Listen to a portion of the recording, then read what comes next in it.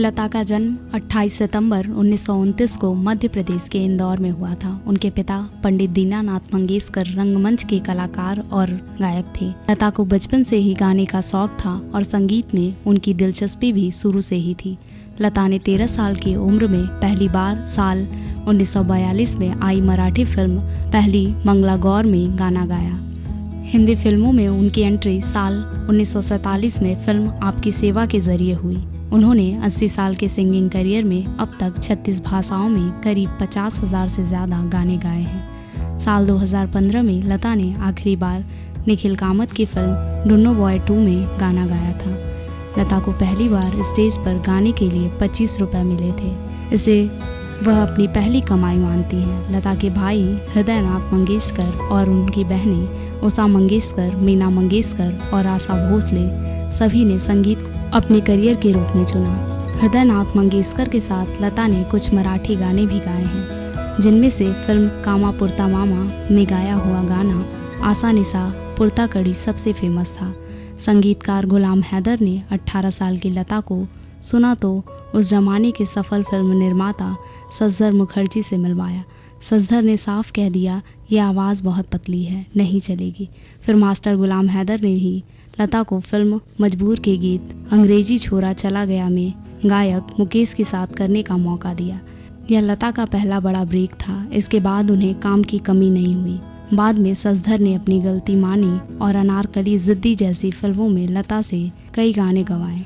लता मंगेशकर ने शादी नहीं की। इसका जवाब उन्होंने खुद एक इंटरव्यू में बताया था और कहा था, घर के सभी मेंबर्स की जिम्मेदारी मुझ पर आ गई थी। इस वजह से कई बार शादी का ख्याल आता भी तो उस पर अमल नहीं कर सकती थी। बेहद कम उम्र में ही मैं काम करने लगी थी। बहुत ज़्यादा काम मेरे पास रहता था। साल 1942 में 13 साल की छोटी उम्र में ही सिर से पिता का साया उठ गया था, इसलिए परिवार की सारी जिम्मेदारियां मुझ पर आ गई थी, तो शादी का ख्याल मन से निकाल दिया। लता मंगेशकर के पिता शास्त्रीय संगीत के बहुत बड़े प्रशंसक थे, इसलिए शायद वे लता के फिल्मों में गाने के खिलाफ थे। 1942 में उनके पिता का देहांत हो गया। इसके बाद उनके परिवार की आर्थिक स्थिति डबाडोल हो गई और लता मंगेशकर ने मराठी और हिंदी फिल्मों में छोटे छोटे रोल निभाने शुरू कर दिए। मास्टर विनायक ने उन्हें और आशा भोसले को अपनी कुछ फिल्मों में रोल भी दिए और गाने का मौका भी। 1962 में जब लता 32 साल की थी तब उन्हें स्लो पॉइजन दिया गया था। लता की बेहद करीबी पद्मा सचदेव ने इसका जिक्र अपनी किताब ऐसा कहाँ से लाऊं में किया है, जिसके बाद राइटर मजरूह सुल्तानपुरी कई दिनों तक उनके घर आकर पहले खुद खाना चखते फिर लता को खाने देते थे। हालांकि उन्हें मारने की कोशिश किसने की, इसका खुलासा आज तक नहीं हो पाया। करियर के सुनहरे दिनों में वो गाना रिकॉर्ड करने से पहले आइसक्रीम खा लिया करती थी और अचार मिर्च जैसी चीज़ों से भी उन्होंने कभी परहेज नहीं किया। उनकी आवाज़ हमेशा अप्रवाहित रही। 1974 में लंदन के रॉयल अल्बर्ट हॉल में परफॉर्म करने वाली वे पहली भारतीय थी।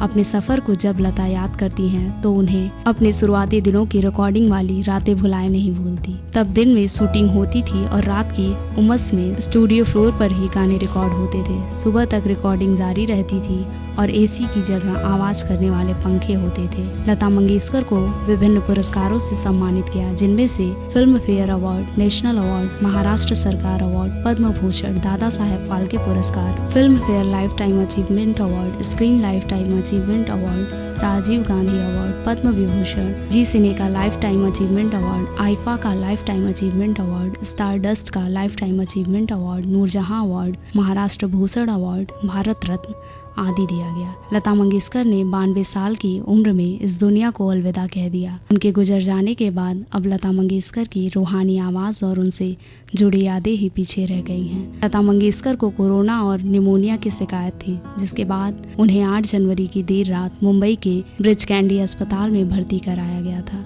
जहां उन्होंने रविवार को अंतिम सांसें ली। भारत रत्न लता मंगेशकर के निधन पर पूरा देश शोक में है। केंद्र सरकार ने लता मंगेशकर के निधन पर 2 दिन का राष्ट्रीय शोक रखा था। लता मंगेशकर का अंतिम संस्कार मुंबई के शिवाजी पार्क में हुआ। लता मंगेशकर का पार्थिव शरीर उनके पेडार रोड स्थित आवास प्रभु कुंज में दोपहर तक रखा गया। इसके बाद उन्हें शिवाजी पार्क ले जाया गया। पीएम मोदी अंतिम दर्शन के लिए भी वहां पहुंचे थे।